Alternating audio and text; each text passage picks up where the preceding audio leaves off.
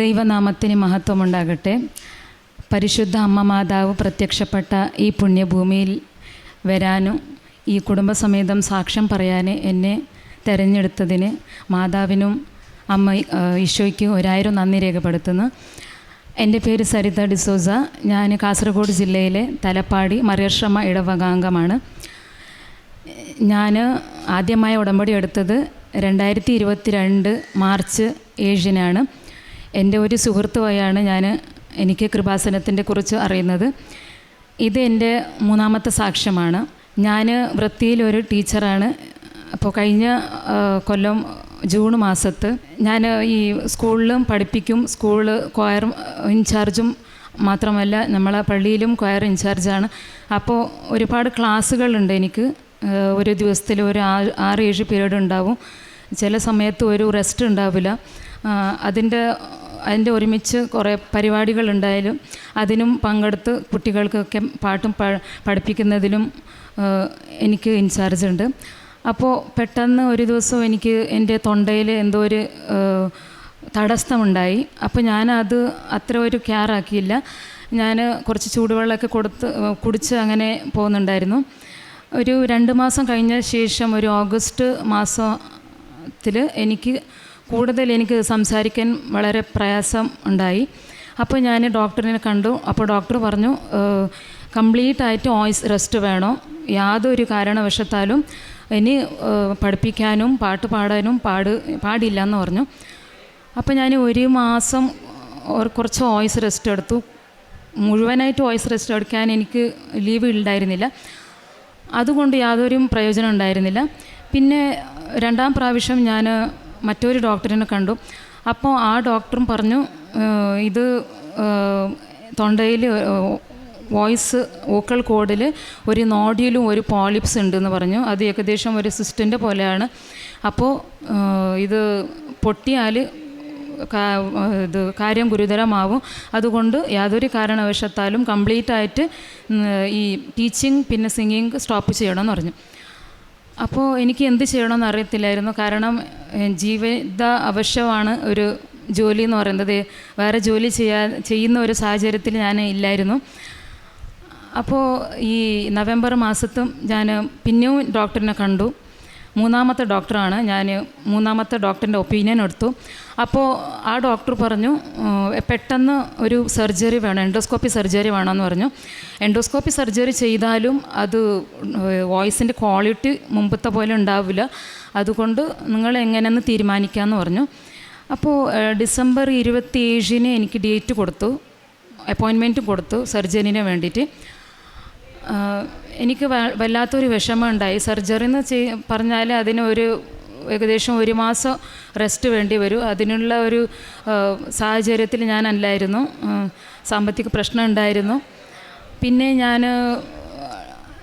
ഫെബ്രുവരി മാസത്തിൽ ഇവിടെ വന്ന് അപ്പോൾ ഞാൻ ഉടമ്പടിയിലായിരുന്നു. ഇവിടെ വന്ന് ഉടമ്പടി പുതുക്കിയ ശേഷം അച്ഛനെ കണ്ടു. അച്ഛന് തലയിൽ കൈവച്ച് പ്രാർത്ഥിച്ചു. സൈത്ത് പൂശി ഉടമ്പടി. പിന്നെ ഞാൻ ഉടമ്പടി വസ്തു ഉപയോഗിച്ചു. വിശ്വാസ പ്രമാണം ചൊല്ലി ഉടമ്പടി തൈലം പുരട്ടി പിന്നെ ഉപ്പും വെള്ളത്തിൽ കലക്കി കുടിച്ച്. പിന്നെ ഞാൻ അതിനെ കുറിച്ച് ഒന്നും ഓർത്തില്ല. ആ ഒരു സർജറി എന്ന് പറഞ്ഞിട്ട് ഒരു കാര്യവശാത്തിൽ ഞാൻ അതിനെ കുറിച്ച് ഓർത്തില്ല. ഞാൻ യഥാർത്ഥമായിട്ട് എൻ്റെ ജീവിതം നയിക്കുന്നുണ്ടായിരുന്നു. ഉടമ്പടിയിലായിരുന്നു. ഉറപ്പം മാതാവിനെ വിശ്വസിച്ചു, മാതാവിനെ ഏൽപ്പിച്ചു. മാതാവിനോട് പറഞ്ഞു, മാതാവേ നീ എന്നെ സുഖപ്പെടുത്തിയാൽ ഞാൻ സാക്ഷ്യം പറഞ്ഞോളാമെന്ന്. പിന്നെ ഞാൻ മാർച്ച് മാസത്ത് 3ാമത്തെ ഡോക്ടറിനെ കണ്ടു, VLS ചെയ്തു. അപ്പോൾ ഡോക്ടർ പറഞ്ഞു എത്ര മാസം വോയിസ് റെസ്റ്റ് എടുത്തതാന്ന് ചോദിച്ചു. അപ്പോൾ ഞാൻ പറഞ്ഞു ഇല്ല ഡോക്ടർ, ഞാൻ വോയിസ് റെസ്റ്റ് എടുത്തില്ല. കാരണം എക്സാം ടൈമാണ്, ആരും ലീവ് കൊടുക്കില്ല. അതുകൊണ്ട് ഞാൻ വോയിസ് റെസ്റ്റ് എടുത്തില്ല. കുറച്ച് ഞാൻ സൂക്ഷിച്ചായിരുന്നു. എൻ്റെ ഫുഡ് കൺട്രോൾ കുറച്ച് ചെയ്തു. പിന്നെ ഞാൻ ഇങ്ങനെ കേരളത്തിൽ ഒരു പള്ളിയുണ്ട്, അതിൽ മാതാവിനോട് ഞാൻ പ്രാർത്ഥിച്ചുകൊണ്ടായിരുന്നു. അപ്പോൾ ഡോക്ടർ പറഞ്ഞു it's a miracle, like you have completely healed from your sickness.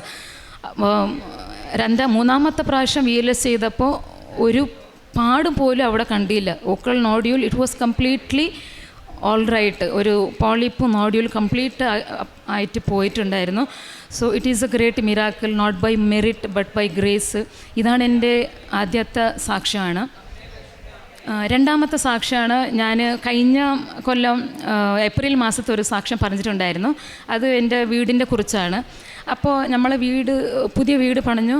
അപ്പോൾ അതിന് ഒരു 15 ലക്ഷം കട ഉണ്ടായിരുന്നു നമ്മൾക്ക്. അപ്പോൾ ഞാൻ മനസ്സിൽ ഓർത്ത് മാതാവിനോട്, എനിക്ക് 2 പെൺകുട്ടികൾ, അപ്പോൾ 15 ലക്ഷം എന്ന് പറയുമ്പോഴേക്കും ഒരു മാസത്തിലൊരു 12,000 ഏകദേശം 12,000 ലോന് അടിക്കാൻ വരും. അപ്പോൾ ഞാൻ മാതാവിനെ ഇങ്ങനെ പ്രാർത്ഥിച്ചപ്പോൾ മാതാവിനോട് പറഞ്ഞു, മാതാവേ, കടയില്ലാണ്ട് നമ്മൾ ജീവനും പോയി തുടങ്ങിയില്ല, എത്ര നല്ലായിരുന്നു എന്ന് അത്രമാത്രം പറഞ്ഞു. ഞാൻ ഒന്നും ചോദിച്ചില്ല, വേറെ ഒന്നും ചോദിച്ചില്ല.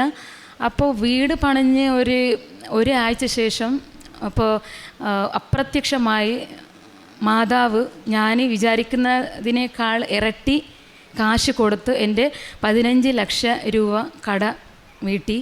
അതാണ് എൻ്റെ രണ്ടാമത്തെ സാക്ഷി. എനിക്ക് വിശ്വസിക്കാൻ പറ്റുന്നില്ല. മാതാവിൻ്റെ അത് ഒരു വലിയൊരു ഇടപെടലാണ് നമ്മളെ വീട്ടിൽ. പിന്നെ മൂന്നാമത്തെ സാക്ഷ്യം എന്ന് പറയുന്നത് ഇതെൻ്റെ മകളാണ്. 7 കൊല്ലമായി, 2ാം ക്ലാസ്സിലാണ് അതിന്. അവൾക്ക് 2 വർഷ ശേഷം 2 വർഷത്തിന് ഒരു സ്റ്റാമറിങ് ഉണ്ടായിരുന്നു.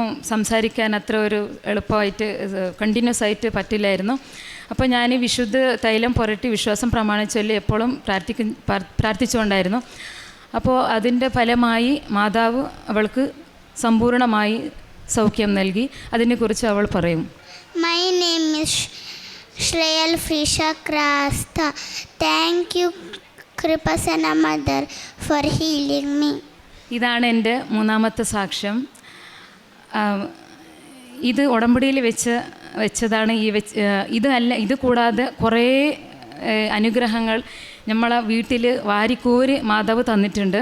അപ്പോൾ നമ്മൾ പുതിയ ഈ വീട്ടിൻ്റെ ചുറ്റും ആദ്യം ഈ പാമ്പിൻ്റെ ശല്യം ഉണ്ടായിരുന്നു. നമ്മൾ ഈ പുതിയ വീട്ടിലേക്ക് താമസം മാറുമ്പോഴേക്ക്. അപ്പോൾ അവിടെ കുറേ പേര് പറഞ്ഞു, ഇവിടെ പാമ്പിൻ്റെ ശല്യം കുറേ ഉണ്ട്, സൂക്ഷിക്കണം, കുട്ടികളൊക്കെ സൂക്ഷിക്കണം എന്ന് പറഞ്ഞു. അപ്പം ഞാൻ ഈ വിശുദ്ധ ഉപ്പ് വീട്ടിൻ്റെ ചുറ്റു വിതറി വിശ്വാസം പ്രമാണിച്ചൊല്ലി മാതാവിനെ സമർപ്പിച്ചു. ഇതുവരെ ഒരു പാമ്പിൻ്റെ ശല്യം പിന്നെ ഉണ്ടായില്ല. ഏകദേശം ഇപ്പോൾ 8 മാസമായി നമ്മൾക്ക് യാതൊരു ശല്യം ഉണ്ടായില്ല. ഇതാണ് എൻ്റെ സാക്ഷ്യം.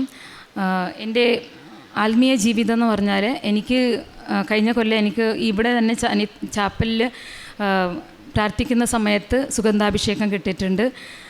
മാത്രമല്ല ഞാൻ ഡെയിലി രാവിലെ 5 മണിക്ക് എണീച്ച് ജപമാലം ചൊല്ലി ബൈബിൾ വായനം, പിന്നെ പ്രത്യക്ഷീകരണ പ്രാർത്ഥന ചൊല്ലും. പിന്നെ അത് സ്റ്റേറ്റസ് ഇടാറുണ്ട്, പിന്നെ ഷെയർ ചെയ്യാറുണ്ട്. മാത്രമല്ല എപ്പോഴും രാവിലെ ഒരു 3 സാക്ഷ്യം കേട്ട് അതിനെ ഷെയർ ചെയ്ത് പിന്നെയാണ് ഞാൻ എൻ്റെ ജോലിക്ക് കയറും. അച്ഛൻ്റെ ധ്യാനം കൂടാറുണ്ട്. പിന്നെ കാരുണ്യ പ്രവർത്തനം എന്ന് പറഞ്ഞാൽ മാസത്തിലൊരിക്കൽ കാസർഗോഡ് ഗവൺമെൻറ് ഹോസ്പിറ്റലിൽ ഉച്ചക്കത്തെ ഭക്ഷണത്തിനുള്ള കാശ് കൊടുക്കും. പിന്നെ പത്രവിതരണം, ഞാൻ കന്നഡ, കൊങ്കണി, മലയാളം പത്രം 3 ഭാഷയിലുള്ള പത്രം കൊണ്ടുപോകും. ഈ മലയാളം പത്രം ഏകദേശം ക്രൈസ്തവർക്ക് കാസർഗോഡ് ഹോസ്പിറ്റലിൽ കൊടുക്കും. പിന്നെ ഈ ഓട്ടോ സ്റ്റാൻഡിലും ബസ് സ്റ്റോപ്പുകളിലും പിന്നെ നമ്മളെ ഇടവക അംഗങ്ങളിലും പള്ളിയിലും എല്ലാം വിതറിക്കാനുണ്ട്. മാത്രമല്ല കാരുണ്യ പ്രവർത്തനം, നമ്മൾ അവിടെ ഒരു ഓർഫനേജ് ഉണ്ട്. അവിടെ പോയി അവിടേക്ക് വേണ്ട ഒരു ആവശ്യമുള്ള സാധനങ്ങൾ വാങ്ങിത്തരും. മാത്രമല്ല പാവപ്പെട്ടവർക്ക് അത്യാവശ്യമായിട്ട് ചോദിക്കാൻ വരുന്നു. പാവപ്പെട്ടവർക്ക് എനിക്ക് എത്ര സാധ്യമുണ്ട് അത്ര ഞാൻ കൊടുക്കാറുണ്ട്. അപ്പോൾ ഇതെല്ലാം ചെയ്ത മാതാവിനും ഈശോയ്ക്കും 1000 നന്ദി രേഖപ്പെടുത്തുന്നു. എൻ്റെ ജീവിതകാലം മുഴുവൻ, ജീവിതാന്ത്യം വരെ ഞാൻ ഉടമ്പടിയിൽ തന്നെ ജീവിക്കാമെന്ന് പറഞ്ഞിട്ട് എനിക്കൊരാഗ്രഹമാണ്. ഞാൻ അങ്ങനെ നിലനിൽക്കൂ. യേശുവേ സ്തോത്ര, യേശുവേ വന്ദന, യേശുവേ ആരാധന. Thank you Lord. കർത്താവേ, എൻ്റെ അധരങ്ങളെ തുറക്കണമേ. എൻ്റെ നാവ് അങ്ങയുടെ സ്തുതികൾ ആലപിക്കും. സങ്കീർത്തനം 51 15 വചനമാണ്. ഉടമ്പടിയിൽ ദൈവം നമ്മുടെ ഹൃദയവും നമ്മുടെ വാക്കുകളും പുതുക്കും. അപ്പോൾ നാം ദൈവത്തെ സ്തുതിക്കാൻ സാധിക്കുന്നു. എൻ്റെ നാവ് അങ്ങയുടെ സ്തുതികൾ ആലപിക്കുന്നുവെന്നാണ് സങ്കീർത്തനത്തിൽ പറയുന്നത്. പരിശുദ്ധ അമ്മയുടെ മധ്യസ്ഥതയിൽ, അമ്മയുടെ പ്രാർത്ഥനയിലൂടെ നമ്മുടെ അധരങ്ങൾ തുറക്കുകയും നമ്മുടെ ആത്മീയ ജീവിതത്തിന് പുതുക്കൽ ലഭിക്കുകയുമാണ് ഉടമ്പടി മക്കളുടെ ജീവിതത്തിൽ നാം കണ്ടത്. ദൈവകൃപ ലഭിച്ച വ്യക്തി സ്തുതിയാൽ നിറയുന്നതും കൃപാസനം ഉടമ്പടി വഴി ആ സ്തുതി ജീവിതത്തിലേക്ക് നമ്മെ നയിക്കുന്നതുമാണ് നാം ഓരോ സാക്ഷ്യങ്ങളിൽ നിന്നും മനസ്സിലാക്കുന്നത്. സരിത ഡിസൂസ എന്ന സഹോദരിയുടെ സാക്ഷ്യത്തിലും കർത്താവെ എൻ്റെ അധരങ്ങളെ തുറക്കണമേ എന്നുള്ള പ്രാർത്ഥന കേട്ട ദൈവത്തിൻ്റെ ഒരു സാക്ഷ്യമാണ്, ആ ദൈവാനുഭവത്തിൻ്റെ ഒരു സാക്ഷ്യമാണ് നാം ഇപ്പോൾ പരിശുദ്ധാമ്മ പ്രത്യക്ഷപ്പെട്ട ഈ ആലയത്തിൽ ശ്രവിച്ചത്. സങ്കീർത്തകൻ്റെ പ്രാർത്ഥനയിൽ കേട്ടതുപോലെ കർത്താവെ എൻ്റെ അധരങ്ങൾ തുറക്കണമേ, എൻ്റെ നാവ് അങ്ങയുടെ സ്തുതികൾ ആലപിക്കുമെന്ന് പറഞ്ഞതുപോലെ ഇന്ന് പരിശുദ്ധമ്മയുടെ സന്നിധിയിൽ അധരങ്ങൾ തുറന്ന ആ ദൈവത്തിന് നന്ദി പറയുവാനും അങ്ങയുടെ സ്തുതികൾ ആലപിക്കുവാനുമാണ് ഇന്ന് പരിശുദ്ധമ്മയുടെ സന്നിധിയിൽ വന്നിരിക്കുന്നത്. നമ്മുടെ ജീവിതത്തിലും അധരങ്ങൾ തുറക്കുന്ന ഒരു ദൈവമാണ് നമ്മുടെ കൂടെയുണ്ടെന്നും അവിടുത്തെ സ്തുതികൾ ആലപിക്കുവാനും മറക്കാതിരിക്കാനും നമുക്ക് ശ്രമിക്കാമെന്നും നമുക്ക് പ്രാർത്ഥിക്കാം. ഈശോയുടെയും അമ്മയുടെയും സാന്നിധ്യം മനസ്സിലാക്കാനും അവിടുത്തെ ആ ഉടമ്പടിയിൽ ഉറച്ച വിശ്വാസത്തിലുപരി വിശ്വസ്തയോടെ ആത്മാർത്ഥതയോടെ ഉടമ്പടി ജീവിതം മുന്നോട്ട് നയിക്കുവാൻ ഉള്ള അനുഗ്രഹത്തിനായി നമുക്കും പ്രാർത്ഥിക്കാം. ഈശോയും അമ്മയും കനിഞ്ഞു നൽകിയ അനുഗ്രഹങ്ങൾക്കായി പ്രത്യേകിച്ചും കടബാധ്യതയുടെ കാര്യം പറഞ്ഞു. അത് ഒരു അപ്രത്യക്ഷമായ രീതിയിൽ ഒരിക്കലും വിശ്വസിക്കാനാവാത്ത രീതിയിലാണ് ഈശോയും അമ്മയും ഇടപെട്ട് ഈ മകളുടെ ജീവിതത്തിൽ 15 ലക്ഷം കടബാധ്യത ഉണ്ടായിരുന്നത് ഒരു ദിവസത്തിനുള്ളിൽ ആ കടബാധ്യത മുഴുവനായിട്ട് തീർത്തത്, അതും ഒരു പ്രത്യേക രീതിയിൽ. ഇവിടെയും ഈശോയുടെയും അമ്മയുടെയും ഒരു വലിയ ഇടപെടലാണ്. ഈശോയുടെയും അമ്മയുടെയും ചേർന്ന് നിൽക്കുമ്പോൾ നമ്മൾക്ക് തന്നെ വിശ്വസിക്കാനാവാത്ത രീതിയിലാണ് ഓരോ കാര്യങ്ങൾ ദൈവം നടത്തി തരുന്നത്. ചിലപ്പോൾ മറ്റുള്ളവരുടെ മുൻപിൽ പറയാനാവാത്ത രീതിയിൽ, കാരണം അത് അത്രമാത്രം നമ്മൾ ഓർക്കാത്ത വിശ്വസിക്കാനാവാത്ത രീതിയിലാണ് ഈശോയും അമ്മയും നമ്മുടെ കാര്യത്തിൽ ഇടപെടുന്നത്. ഉടമ്പടിയിൽ ദൈവം ആഗ്രഹിക്കുന്ന നമ്മുടെ വിശ്വസ്തത മാത്രമാണ്. ഉടമ്പടി നിബന്ധനകളനുസരിച്ച് അവൻ പറയുന്നത് ചെയ്യുക എന്ന് പറഞ്ഞ അമ്മയുടെ വാക്ക് പാലിച്ച് ഈശോയുടെ ആഗ്രഹമനുസരിച്ച് അവിടുത്തെ ഹിതമനുസരിച്ച് ജീവിക്കുവാൻ നമുക്കും ആ ദൈവകൃപ ലഭിക്കട്ടെ എന്ന് പ്രാർത്ഥിക്കാം. സരിതയ്ക്കും കുടുംബത്തിൽ ലഭിച്ച ഈ രോഗസൗഖ്യത്തിനും കടബാധ്യത മാറ്റുവാൻ തന്ന ആ വലിയ കൃപയ്ക്കും വലിയ അനുഗ്രഹത്തിനും നമ്മൾക്ക് കരങ്ങളടിച്ച് ദൈവത്തെ മഹത്വപ്പെടുത്താം. യേശുവേ നന്ദി, യേശുവേ സ്തുതി, ആവേ മരിയ. അത്യപൂർവ ദൈവാനുഭവങ്ങൾ ഇനി നിങ്ങൾക്കും സ്വന്തം. ഈ യൂട്യൂബ് ചാനൽ ഇതുവരെ സബ്സ്ക്രൈബ് ചെയ്തിട്ടില്ലെങ്കിൽ ഇപ്പോൾ തന്നെ സബ്സ്ക്രൈബ് ചെയ്യുക. ഈ വീഡിയോ ഇപ്പോൾ തന്നെ നിങ്ങളുടെ സുഹൃത്തുക്കൾക്ക് ഷെയർ ചെയ്തുകൊണ്ട് കർത്താവിൻ്റെ പ്രേക്ഷിതരാകുക.